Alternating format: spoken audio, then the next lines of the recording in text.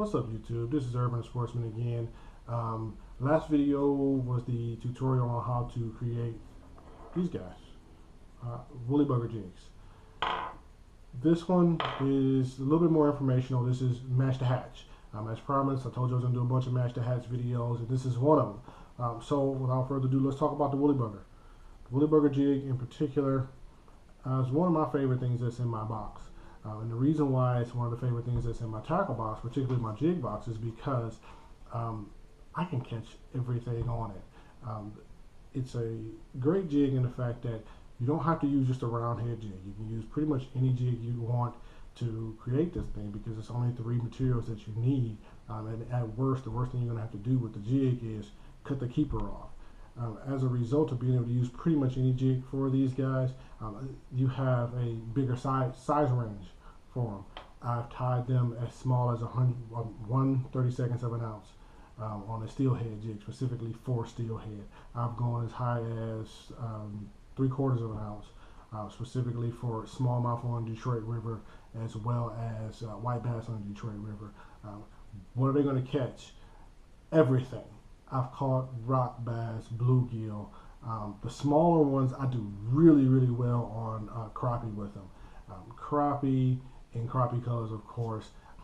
Smallmouth, it's one of my go-to smallmouth jigs. Steelhead, smaller ones in steelhead are fished up under either a float or just free line down faster current areas, particularly where they have hellgrammites. I do great on black on black, black on purple are two of the better colors for me, specifically for steelhead with the WoolyBugger jig. But I'm usually using a 1/8 ounce or 1/16 all the way down to 1/32 for steelhead. What are they matching? Depending on the color, you're going to match different forage species with these guys. When I'm fishing when I'm fishing for fish that are chasing schools of shad or minnows, I always go white on white with WoolyBugger jigs because, like I said, they're chasing shad and minnows.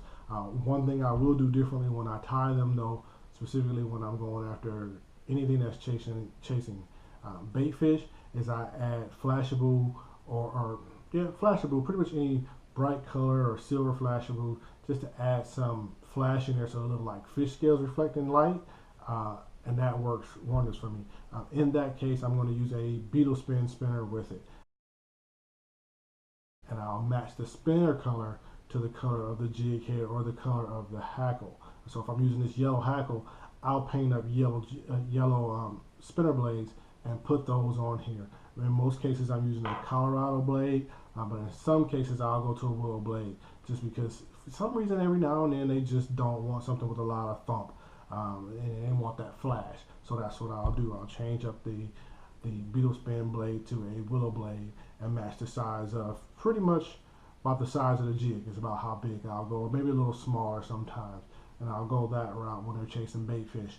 The other thing that they're going to match, hellgrammites.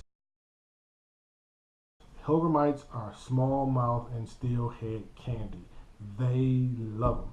Anytime you got a stream or a river with a rocky bottom that has hellgrammites in it, this is the way to go. This is the way to go. I use bucktails religiously for smallmouth, and they work well.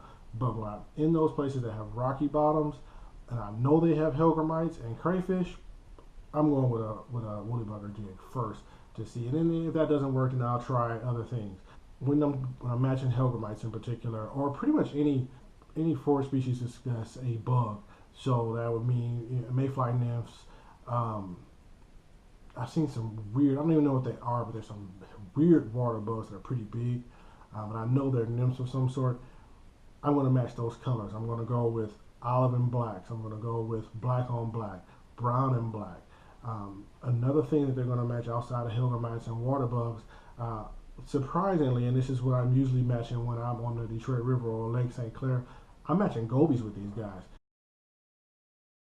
I'll go with that bigger head because if you're seeing the little ugly goby, they got a big olive color head. I'll do a red eye, and I'm going to go olive and black, or brown and black, or just brown on brown, or olive on olive, or black on black. But most times, olive and black are my better colors, especially in clear water. I'll definitely go to brighter colors when the water is stained and turbid, but olive and black when I'm matching gobies, that's the way to go with these guys. Another thing that they match, crayfish. For crayfish, when it's cold months, I'm going blue and black. As it warms, I'm going to go with my reds, my rust colors, my olives and blacks, browns. Anytime, once again, you got that rocky bottom where crayfish like to dart and hide, that's what I'm using. That's going to be one of the first things I go to. Is going to be a WoolyBugger jig in those colors. Tips for fishing them, in any way you'd fish a jig. For me, when I am fishing them and I'm matching specifically hellgrammites, I don't hop them. I tend to get to places where I can drag them, because if you've ever seen a hellgrammite on the bottom, they crawl. They don't hop, they don't jump, they don't skip, they don't do gymnastics. They crawl. So I'm going to be dragging that thing as much as I can. Do I lose more jigs that way? Unfortunately, yes, because you're dragging it through rocks and cover. But I get more bites that way too.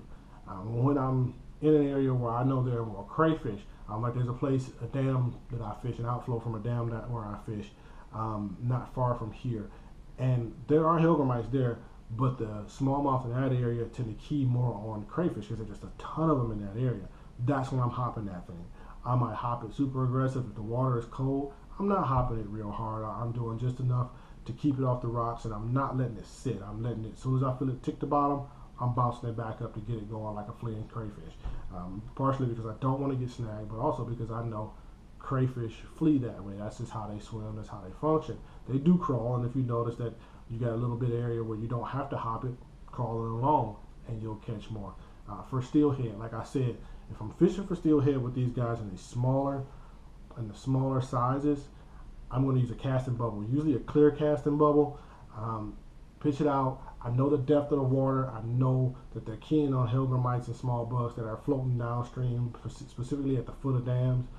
I'm going to go just enough to where I'm ticking the bottom with that jig, and eventually you'll see. If you've ever fished for steelhead, you'll know the difference. Either you're going to see that casting bubble disappear, or whatever type of float you're using. If you're using a float with a tip end at the top, you'll see it go flat because you know a fish has grabbed it, or however.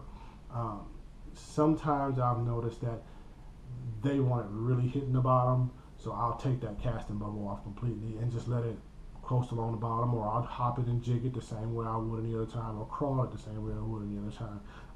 Buyer beware. If you're fishing for steelhead here, some of the places I fish for them, down in Flat Rock, if you're here in Michigan and you're using these guys, buyer beware. Walleye love these things too. Black on black, black on purple, yeah. Early spring, late winter, the walleye are in there, you're going to catch walleye on WoolyBugger jigs. There's no getting around it. There's nothing you can do about it. So just be prepared to catch into some toothy, hook into some toothy critters, and to play them, because you're going to catch them, and you don't want to lose every jig you have based on the fact that something with some teeth keeps comes and biting your line off. Beyond that, what am I using? I have a specific jig rod. It's 7 feet.